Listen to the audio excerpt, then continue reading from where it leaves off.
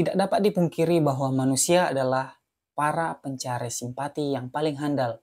Secara tidak langsung, ini kita pelajari mulai sejak kita kecil.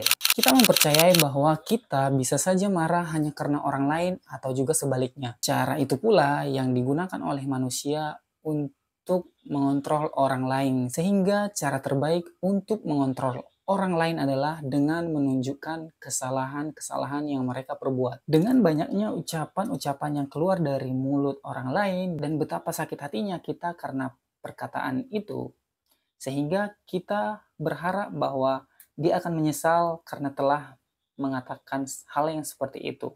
Dan juga dia akan menyesal karena dia telah melakukan itu kepadaku. Kita selalu mengharapkan itu. Cara yang paling jitu ketika ada kata-kata atau perkataan orang lain yang membuat kita sakit hati, kita bisa menunjukkannya dengan sedikit sedih, sedikit menangis, atau kita bisa menunjukkan kekecewaan dengan harapan kita akan dikasihani, mereka akan semakin iba kemudian, sehingga orang-orang yang berkata tadi akan menyakiti dirinya sendiri karena telah membuat kamu sengsara. Oke, saya sebutkan beberapa contoh sederhana yang mungkin bisa kita lihat di lingkungan kita.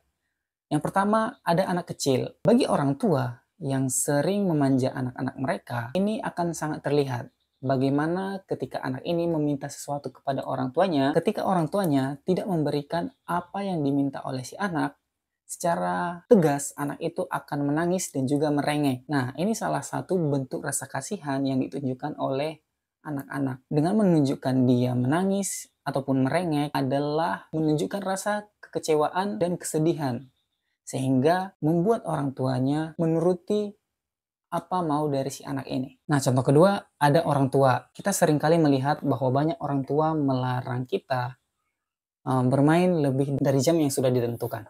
Misalnya kita dibatasi waktu bermain di hari Minggu pada malam hari sekitar jam 8 misalnya. Nah, ketika suatu hari kamu bermain dan kemudian jamnya lewat dari jam 8, ya tentu akan mengkhawatirkan buat para orang tua atau orang tuamu. Tapi bagi orang tua yang berpikir mungkin ya lebih baik menghubungi anaknya supaya tidak menimbulkan kekhawatiran. Tapi sering juga terjadi bahwa meskipun orang tuanya sudah menghubungi ke anaknya dan anaknya mengatakan bahwa akan pulang jam 9, namun sesampainya di rumah yang terjadi adalah si orang tuanya menceritakan kepada anaknya bahwa ibunya khawatir atau orang tuanya khawatir tentang keberadaan anaknya. Dan ini sebenarnya diwajarkan. Nah, kita pikir bahwa kekhawatiran itu akan sangat wajar, tapi akan sangat tidak wajar jika kita ekspresikan secara berlebihan. Bisa kita katakan bahwa kekhawatiran yang ditunjukkan oleh orang tua itu adalah untuk memanfaatkan kesedihan dan juga penderitaan untuk mendapatkan keinginan dari si orang tua ini.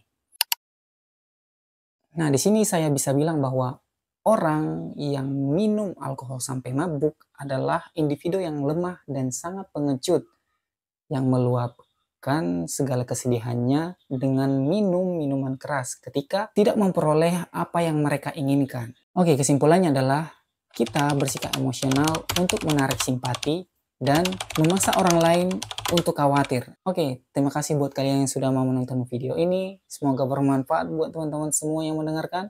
Saya Gilbert Pangaribuan. Sampai jumpa.